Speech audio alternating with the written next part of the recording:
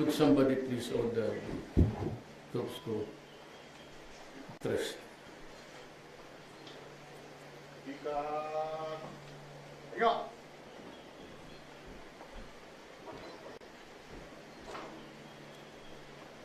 Secretary Delphine Loresana, Secretary Esperon, General Anyo, Lieutenant General Miranda, Lieutenant General Edgar Valorina, Vice Ronald Joseph Mercado, Police Director Ronald de la Rosa, Lieutenant General Carlito Galvez, Lieutenant General Del Rosario, Brigadier General Orlando Silito Bautista, the officers and troops of the 2nd Mechanized Infantry Brigade, mga kababayan. We are in a conflict. It is not a war, but this has been a festering. Parang sugat ba na ayaw gumaling? It sticks every day. Araw-araw makikita mo hubag. So, it finally came to a head. And much as I really hate to order an offensive against the Maote and the rest of the terrorists, mapipilitan akong mag-martial law because of the so many factors involved. One, at the earliest, during my first command conference with the officers and men of the armed forces, pati police, sabi ko, takot ako in the horizon looms big and clear itong contamination ng ISIS.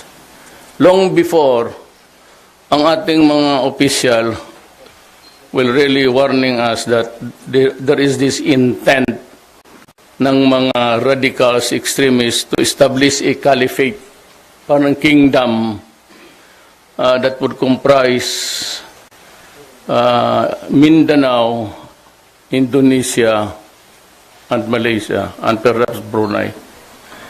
Yun ang takot ko. Ngayon, it seems that there is now an active group of in these places, started by two brothers. Police kasi ang Maote. They were policemen in Manila who got enamored with the money of Cebu. Umuwi dito and established one of the biggest factories of Cebu in Lanao del Sur. And with the money that they got to fuel the movement, yun ang ginamit nila. And remember that itong mga baril nila, the arms in their hands, locally generated to. About the only time na masabi ko sa inyo, sa aking katagalan sa gobyerno, about the only true importation that was really made or attempt was the one yung karagatan. It was from another country to Vietnam, tapos pumunta sa atin. But aside from that, all these years, patay sila dito, patay doon, pati yung mga criminal. And sad to say, some were stolen, some were kinuha lang, diretso-diretso. Kaya ngayon, meron tayong formidable enemy. And I am here to just give you the consoling advice that we do this for the country. Walang gustong mamatay dito. Pati ang mga muro dyan, walang gustong sumali sa salpukan ng kamatayan. But because of their belief now that they are solid, and what started to be purely as a shabu business, napasukan ng bakukang yung utak, and they imported Hapilon, who was anointed by the ISIS in the Middle East as their man here. So, yung mga ganon na to, ipso facto, it is also like dual yan siya.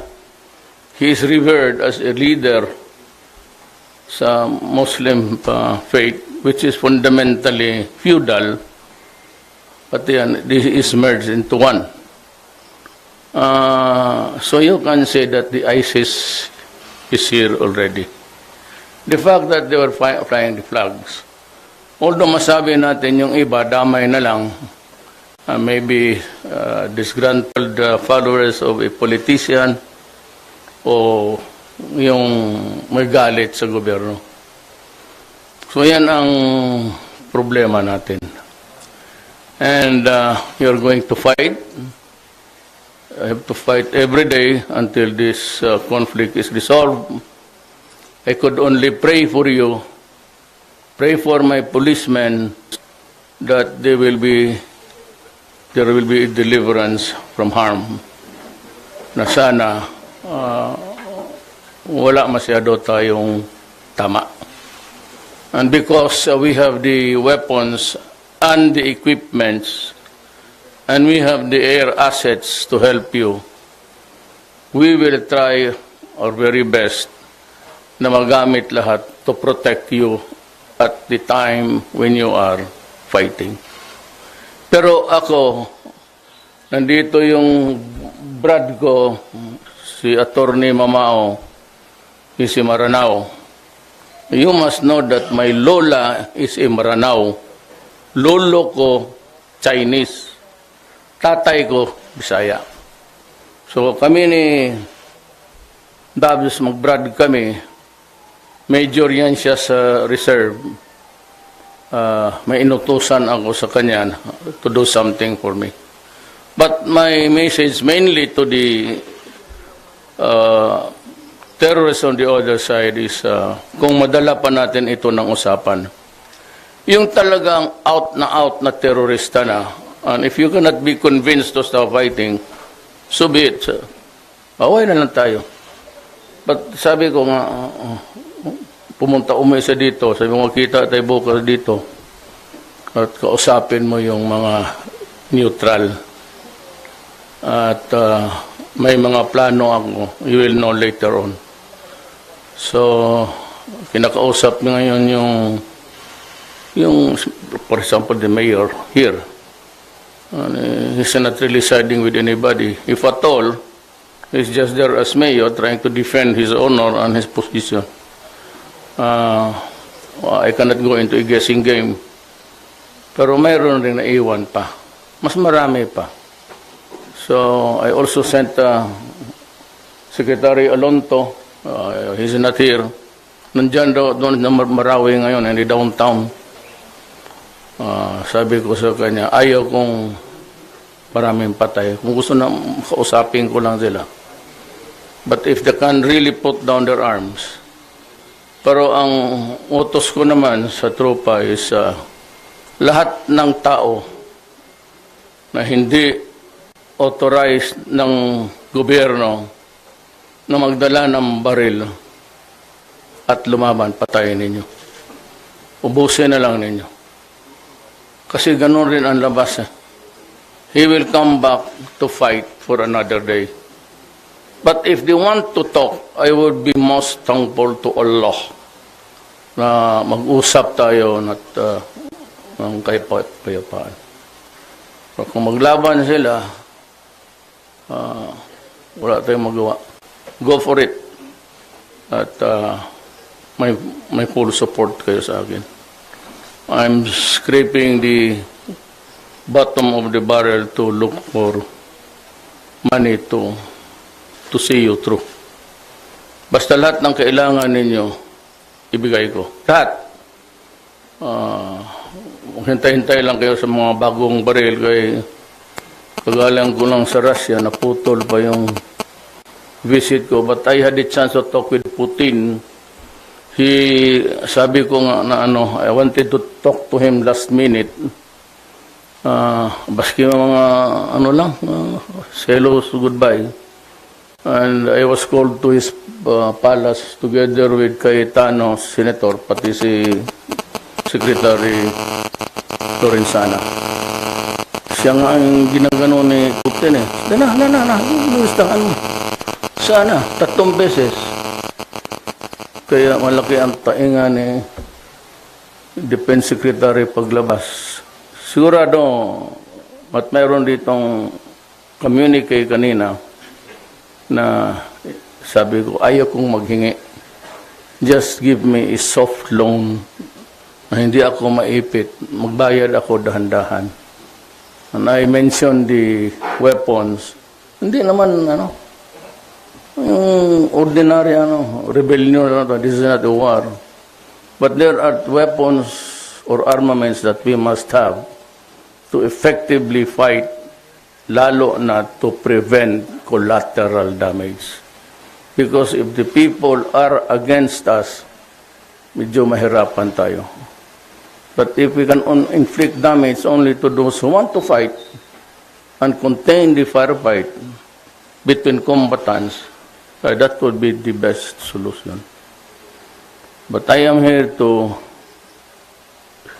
say to you, fight, and I will pray for you, and I will answer for everything.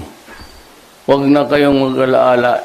During martial law, your commanders, you can arrest any person, search any house, wala nang warrant. Kagaya noon, aso lang. Could be signed by General Anyo. He's supposed to retire next week. Pero I have extended his tour of duty to 6 months. Sino yung papalit kanya? Another 6 months. Then we shall try to correct it maybe 4 years after. Para hindi rin ma-deprive yung masunod, hindi kakainin yung kanya. What I do not change horses midstream. So as is lang muna tayo. Let us concentrate on this problem, solve it, and try to correct the organizational aberration in due time. In the meantime, fight for the country. Ako, kung maaari lang, kung pwede lang rin ako makisali sa inyo, sasali ako. Kaya lang, ang 1 kilometro sa akin, wala na. 5 araw na walang tsuk-tsak yan kasi wala na, inutir. Maglabasan ang rheuma, pati arthritis. Kung nabata lang ako na presidente, sasali ako sa inyo. Ang gusto ko yung baril-barilan eh. But it's late in the day. I'm a leader. I'm supposed to show the way. Pero kung saan ninyo ako gusto, ipatawag ninyo, tawagan mo yan si Mayor, papuntahin mo dito. Pupunta mo. Huwag kayo mag-alaala. Sasamahan ko kayo. I will, if you go down, I go down. But for this martial law, and the consequences of martial law, and the ramifications of martial law, I, and I alone, would be responsible. Trabaho lang kayo. Bala. Ako na ang magpakulong sa inyo. Pag naka-rape ka ng 3, aminin ko na akin yun. Pag nag-asawa ka ng pang-4, inang bugbugin ka ng ito si Delpino. Naabutan. When I was mayor many years ago sa Davao, si Secretary Lorenzana was, he brought in the 2nd Ranger sa Davao. Yan sa kampo na. So we became friends. So was his successor, si Colonel Ariola, but he was killed by the NPA in Laguna. They say, I don't know, but palagay ko ganun na nangyari. Lahat ng dumaan sa Davao, kilala ko. And they are all good men. Rolly, was my PSG.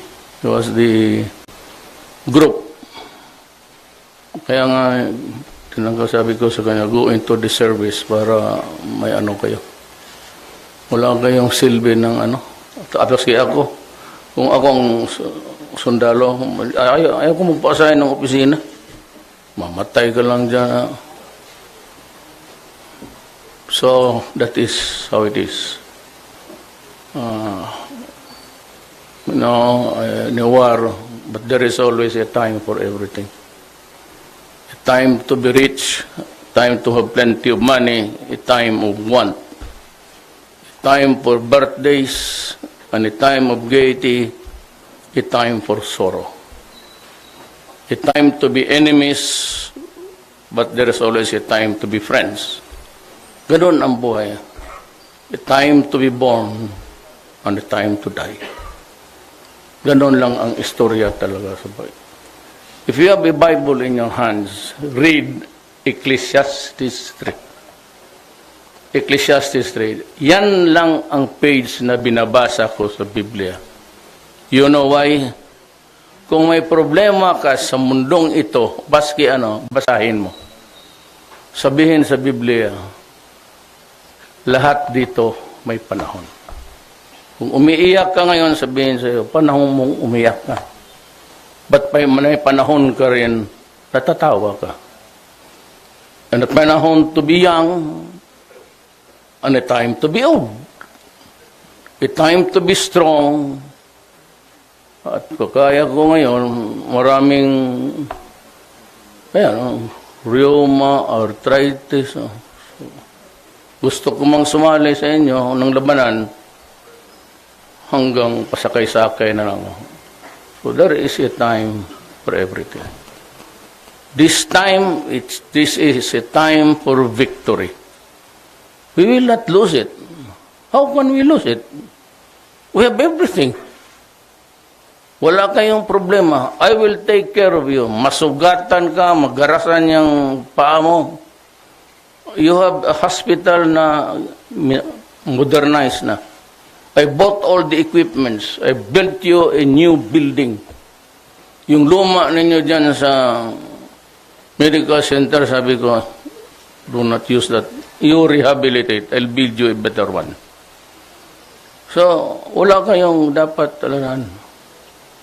And you can use, I do not use my presidential plane. Binigay ko na yan sa armed forces, pati sa police, for your use. And if there is any emergency that you should be brought to Manila for medical attention, gamitin ninyo. Inyo na yan. Ako mag-commercial. Minsan, kung makahingi ng maliliit na, but papalit-palit ako. Yung lahat ng eroplano sa gobyerno is at your disposal. Gusto ninyo kargahan ng tao for the wounded to be transported. And you have the best medical equipments available. Binili ko na. Nandun.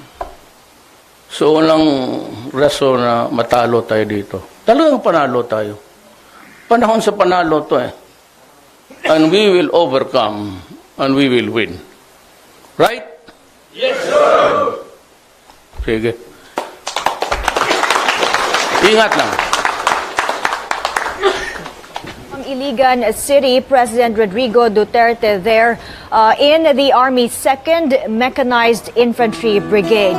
Iligan is where thousands of Marawi residents are seeking refuge after clashes between Maute militants and government forces broke out last Tuesday. The president calls ISIS and local terrorists a formidable enemy, and he describes the problem as a festering wound and explains why he was forced to declare martial law in Mindanao.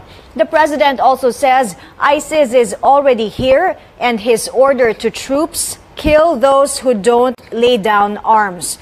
The president assured his full support to our troops in their efforts to flush out the terrorists. Earlier today, the military has confirmed, or the AFP has confirmed that foreign terrorists were among those killed in the ongoing siege in Marawi City. Armed Forces spokesperson Restituto Padilla said at least 31 militants have been killed so far, and about 6 of those who were killed were Malaysians and Indonesians. Padilla said in a press briefing today there are certain foreign elements aiding the Maute terrorists in skills related to terrorism, primarily bomb making. Solicitor General Jose Calida also said that jihadists or foreign jihadists were among those fighting the Philippine Army in Mindanao, and he said local terrorists or the Maute group and the Islamic State wanted to create an ISIS province in Mindanao. The president said martial law would mean checkpoints and arrests and searches without warrant, and it would go on for as long as necessary. He cut short his trip to Russia because of the violence in Marawi City, and he said upon his return he would consider some security measures in the Visayas to facilitate arrests, and he could even declare martial law nationwide, which of course set off some critics who voiced their concerns about a possible expanded coverage of martial law. Just an update on the military operations against local terrorists in Marawi City. On Thursday, the government deployed attack helicopters and special forces to drive out the gunmen from Marawi City, but the AFP assures the locals the military is only conducting surgical airstrikes to avoid civilian deaths and damage to property. AFP spokesperson Restituto Padilla also said efforts to rescue stranded residents continue. Thousands of civilians have fled the fighting in Marawi as government troops pursue Maute militants who took over large parts of the city on Tuesday. Soldiers and police forces have set up checkpoints in and out of Marawi as civilians fled in droves, and local officials now describe Marawi as a ghost town. The violence in Marawi flared last Tuesday after a botched attempt by security forces to arrest Abu Sayyaf leader Isnilon Hapilon. Hapilon is also suspected to be the leader of the Islamic State in Southeast Asia. We'll have more on this story and developments in